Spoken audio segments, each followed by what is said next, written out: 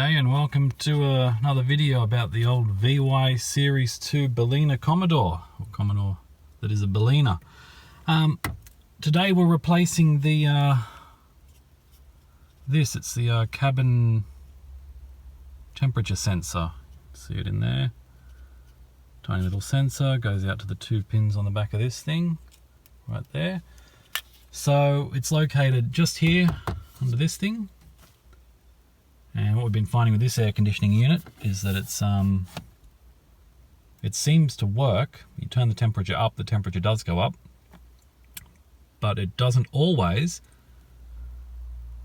activate cooling mode. Now, we do get an X here on the climate control, which indicates a sensor is not being read properly. Now, there's only, to my knowledge, we've only got one sensor here, which lives under here. We've got a sensor up there on the dash that controls some fan things and lights on here. And there's a temperature sensor in the front of the car for the ambient button, outside temperature. And I believe there's also a condenser temperature sensor somewhere else. I don't know where that one is. But I'm hoping, because it seems to work somewhat, it's either reading that it's too hot or too cold. Most of the time it seems to be reading that it's too cold in here, so it ends up putting out hot air to try and bring the climate control up to the set temperature, which is, 17 or 20. If I jump from 17 degrees to 20 degrees, it goes a bit warmer. If I go to 24 degrees, it's hot. So anyway, to get to it, it's not too bad. Behind the cluster here, you've got, up here you've got two screws, Phillips head. I've already removed them because I was having a look at it to see if there was anything that could be done to it. Unfortunately, there wasn't, so I ordered a new one for $20. And it just slides out. Like that. Out to the side. And this sensor here is out of I think it's out of a WL, not a VY, but they're all electrically compatible by the looks. So what you do is, there's normally another screw there, I've also taken that out. Remove that and you pull it forward a bit. And the first bit pops out, just sort of the air tube to, I guess that's the vacuum there, and that would suck in air past the temperature sensor to give the cabin temperature. Interesting way of implementing it. And on here, we've got to get to the back to lift that corner. I had this problem when I took it off before. I didn't have a screwdriver, flat blade to wedge up the plastic bits, so you can use a let's pop this down for a sec.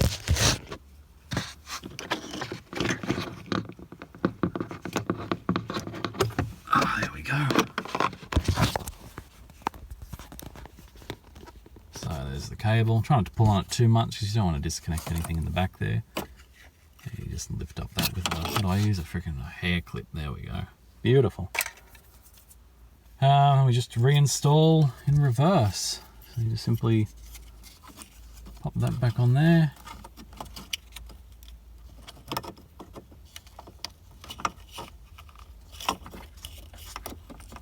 And yep, that's in. Pop it back into its thing.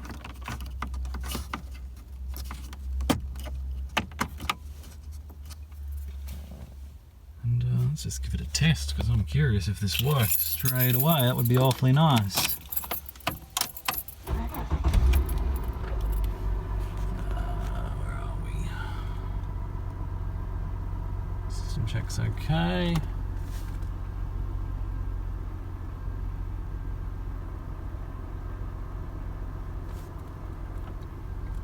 If you're just looking at replacing it yourself, you probably don't need to watch this bit. You're still watching though. Oh, no way. That's cool air. That said, it's not very hot outside, it's only 24 out there, but let's get these vents open.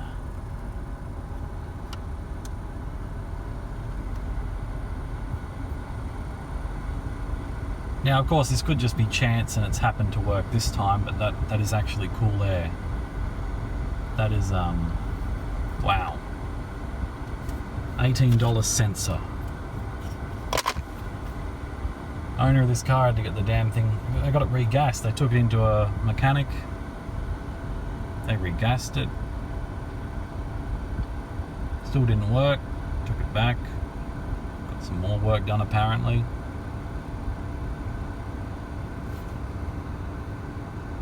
Turned out they were just absolute jerks. Didn't fix it. Didn't test it properly.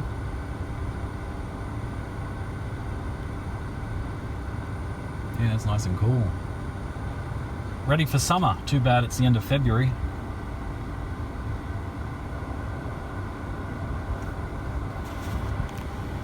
Let's try 24 degrees. Shouldn't do much on 24 now.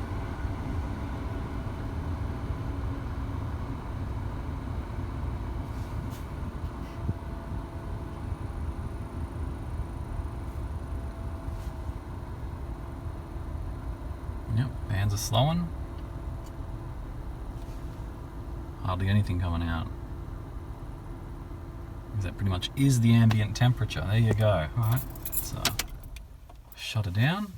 Give it a minute.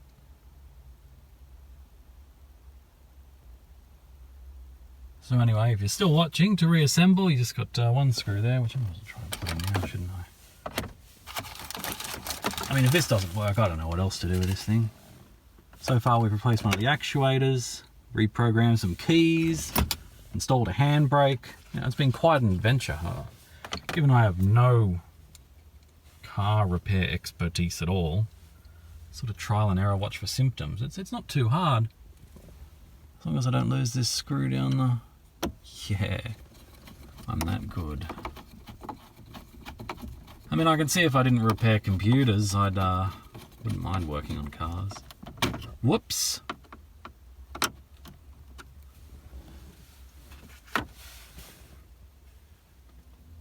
guess I could put the cover back on. These are quite nice cars to work on. Internally anyway, I don't really like messing around the engine part. Had the manifold replaced, inlet gasket, manifold gasket. And now it's back in, you wouldn't even know I took it out. Oh, let's start up that aircon again.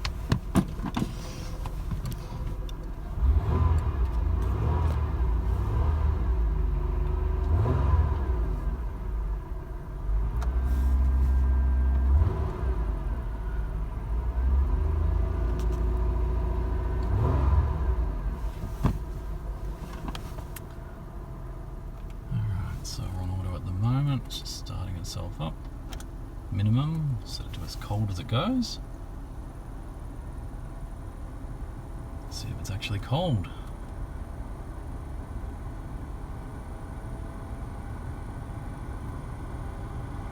It's feeling pretty good.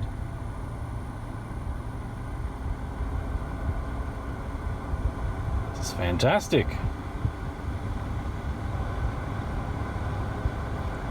Finally, functioning climate control.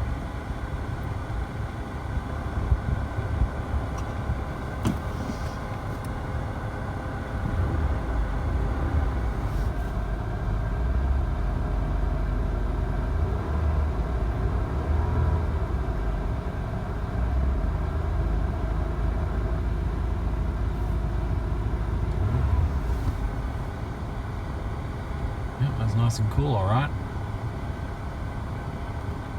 Oh, no, I don't want heat. Jeez Louise, wrong button.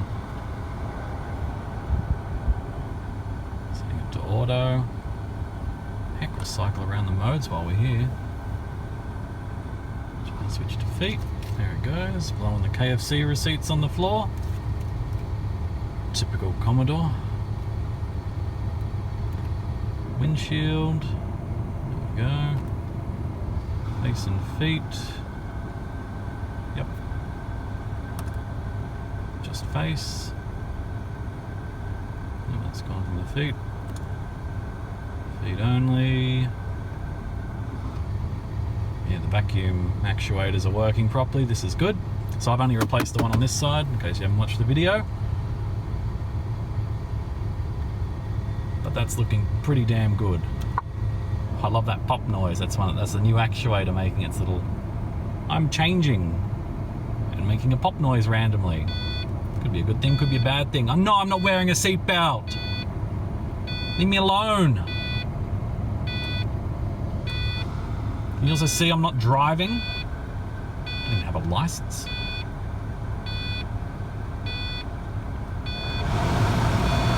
Oh yeah.